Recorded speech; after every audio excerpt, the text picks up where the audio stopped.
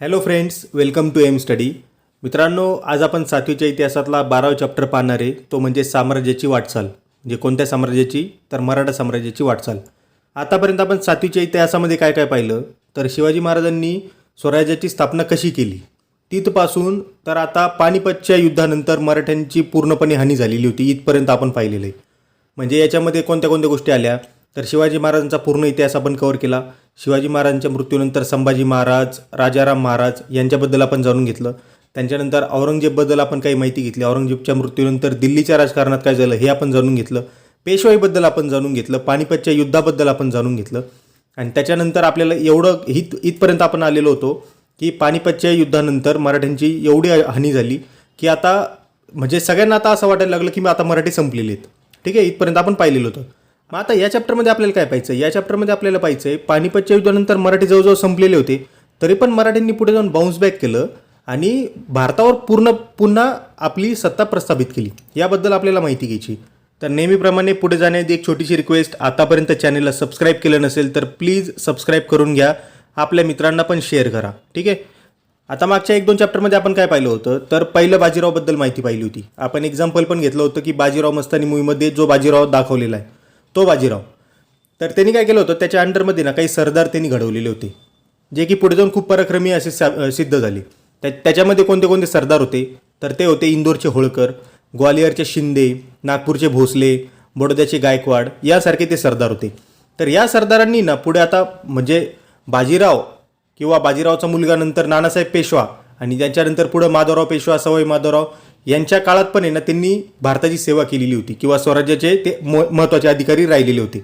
आता बाजीरावनी जेव्हा यांना घडवलं तेव्हा ते सगळे बाजीरावच्या अंडर होते. परंतु पुढे काय झालं? बाजीराव नंतर नानासाहेब पेशवा यांच्यानंतर पेशवाई एवढी स्ट्रॉंग नाही राहिली. त्याच्यामुळे काय झालं? तर हे जे बाकीचे सरदार होते हे स्वतः स्ट्रॉंग बनले आणि त्याआधी होते पेशवाईच्या अंडर, परंतु आता ते कोणाच्या अंडर गेले? तर शाहू महाराजांच्या डायरेक्ट. म्हणजे आधी कशी सिस्टीम होती? शाहू महाराज सगळ्यात वरती, शाहू महाराजांच्या खाली पेशवा आणि त्याच्या खाली हे बाकीचे होते. परंतु आता झालं असं, पेशवा जसे आहेत तसे हे बाकीचे सगळे होऊन गेलेत, म्हणजे पेशवाच्या बरोबरीचे झालेले आहेत. आता यांच्यामध्ये सगळ्यात महत्त्वाचे येतात ते म्हणजे इंदोरचे होळकर. या इंदोरच्या राजघराण्याचं जे संस्थापक आहे त्यांचं नाव काय? तर मल्हारराव होळकर. हे मल्हारराव होळकर हे गनिमी युद्ध पद्धतीत प्रचंड निष्णात होते आणि त्यांनी स्वतःच्या पराक्रमाच्या दमावर माळवा आणि राजपुताना हे जे एरिया आहेत उत्तर भारतामध्ये तिथे आपला दबदबा निर्माण केलेला होता. आणि जेव्हा पानिपतचं युद्ध झालं आणि पानिपतच्या युद्धामध्ये प्रचंड प्रमाणात मराठ्यांची हानी झाली, तर तेव्हा मराठ्यांच्या राजकारणाची घडी बसवण्यासाठी जी मोलाची मदत आहे ही यांनी केली होती. कोणाला? तर माधवराव पेशवा. म्हणजे आता पहिला बाजीराव पेशवा, नंतर नानासाहेब पेशवा, आता माधवराव पेशवाच्या काळात पण हे आहेत मल्हारराव होळकर. म्हणजे बघा मराठ्यांच्या साम्राज्याला मल्हारराव होळकरांची किती जास्त मदत झालेली. आता पुढे यांचं निधन झालं तर यांच्या सुनबाईंबद्दल आता आपल्याला माहिती घ्यायची. आता मल्हारराव होळकरांचे पुत्र होते, त्यांचं नाव होतं खंडेराव होळकर. तर आता हे खंडेरावांचं कुंभारीच्या युद्धामध्ये निधन झालं.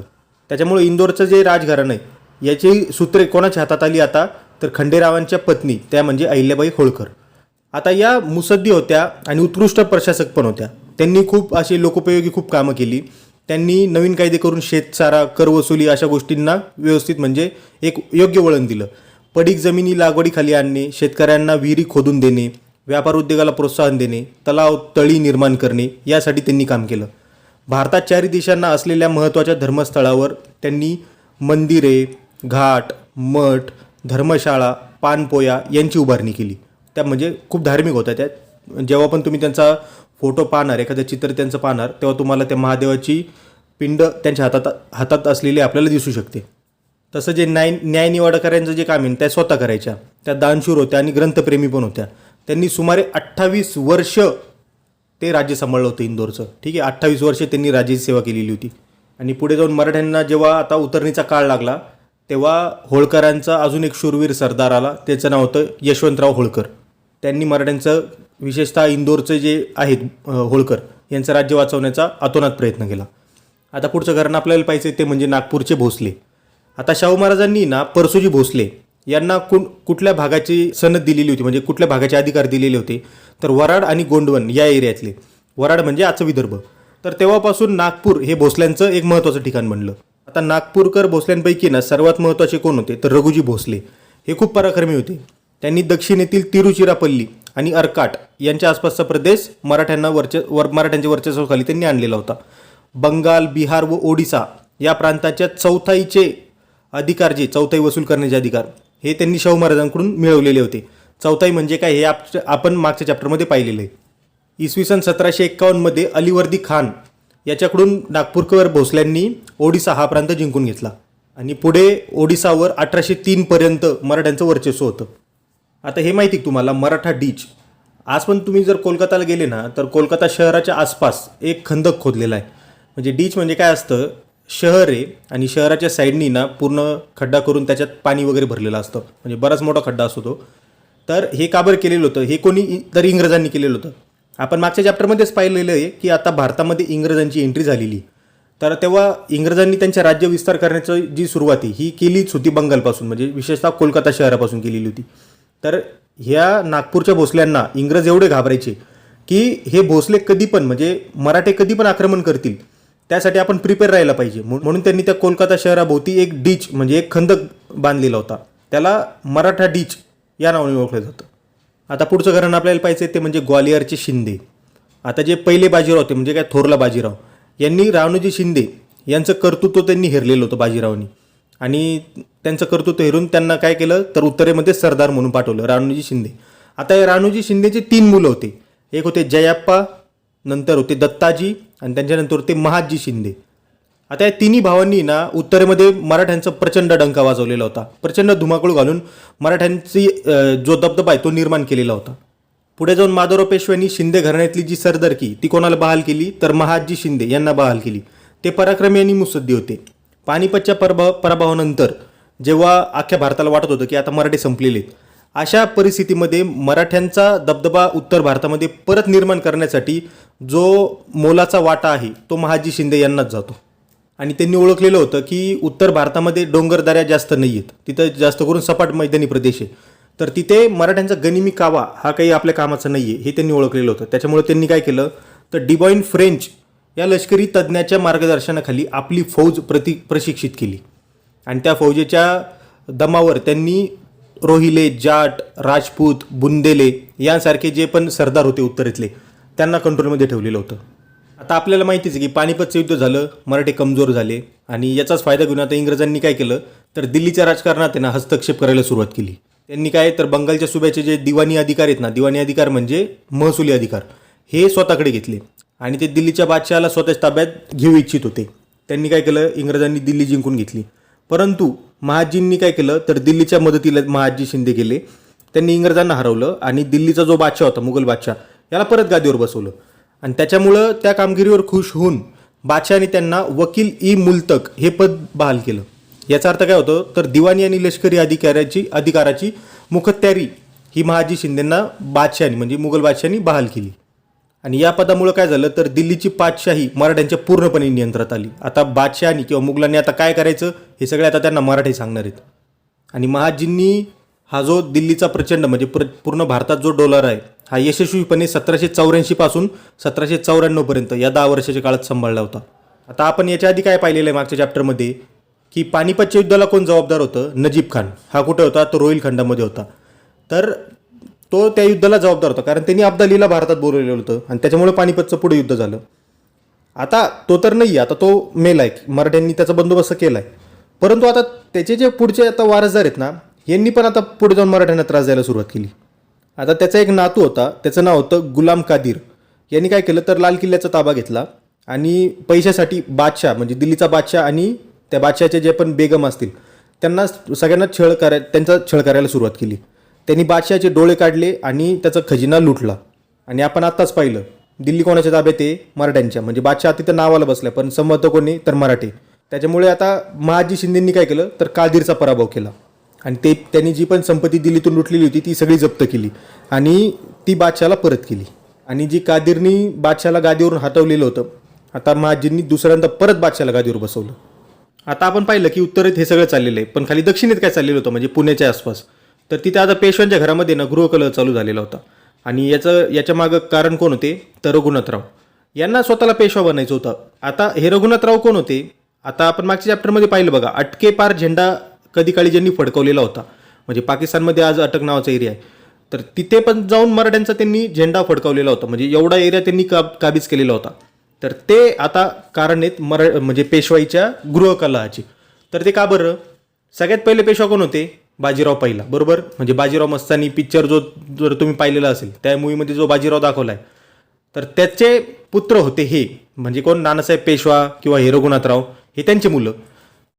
नानासाहेब पेशवा झाला, म्हणजे नानासाहेब जो पहिला मुलगा आहे बाजीरावचा, तो झाला पेशवा. नंतर त्याचा मृत्यू झाला. आता त्याच्या मृत्यूनंतर रघुनाथरावाला वाटत होतं की मला पेशवा व्हायचं आहे, पण तसं झालं. त्याच्यानंतर म्हणजे पुढचा पेशवा कोण झालं? तर माधवराव पेशवा.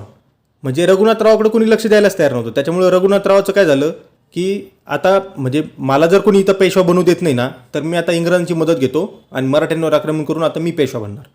म्हणून रघुनाथरावांनी काय केलं? इंग्रजांची मदत घेतली. आता हे घरातले भांडणं होते, याच्यामध्ये इंग्रजांना सामील करण्याची काही गरज नव्हती, परंतु रघुनाथरावांनी काय केलं की इंग्रजांना घेऊन आले मराठ्यांच्या राजकारणामध्ये. आणि त्याच्यामुळं इंग्रज आणि मराठी यांच्यामध्ये संघर्ष आता अटळ होता. आता मुंबईवरून आहे ना इंग्रज बोरघाट मार्गे मराठ्यांवर चालून आले. मराठ्यांची सेना कोणाच्या नेतृत्वाखाली लढत होती? तर महादजी शिंदे यांच्याच नेतृत्वाखाली लढत होती. आणि त्या दोन्ही सैन्यांची गाठ कुठं पडली? तर आजचं जे वडगाव आहे, म्हणजे आजचा जो आहे हायवे, तर त्याच्या आसपास वडगाव नावाचं गाव आहे. तिथे या दोन्ही सैन्य समोरासमोर आलं. तिथे महादजींनी इंग्रजांचा पराभव केला. आणि पराभव करून जो तह झाला त्याच्यामध्ये महादजींनी अट घातली की रघुनाथरावाला आमच्या ताब्यात द्या. इंग्रजांनी रघुनाथरावाला त्यांच्या ताब्यात देऊन टाकलं. दिल्लीवर 1803 पर्यंत मराठ्यांचं साम्राज्य होतं. आता पुढे दिल्लीच्या राजकारणाची व्यवस्थित घडी बसून महादजी शिंदे पुढे पुण्यात आले आणि पुण्यातच त्यांचा वानवडीजवळ मृत्यू झाला. आणि त्यांच्या स्मरणार्थ तिथे एक छत्री पण उभारलेली, त्याचं नाव आहे शिंदे छत्री. आता शिंदे, होळकर, भोसले यांच्याप्रमाणे इतरही काही प्रमुख सरदार होते मराठ्यांचे, तर त्यांच्याबद्दल आपण थोडीशी माहिती घेऊ. शिवाजी महाराजांनी आरमार उभारलेलं होतं, आपल्याला माहितीच आहे. आपण हे पण पाहिलं होतं की जसं मी तुम्हाला सांगितलं होतं, जर तुम्हाला माहीत नसेल तर तुम्ही गुगलवर टाईप करा फादर ऑफ इंडियन नेव्ही, तर तुम्हाला तिथं छत्रपती शिवाजी महाराजांचं नाव दिसणार. तर त्यांनी नेव्ही उभारली होती शिवाजी महाराजांनी.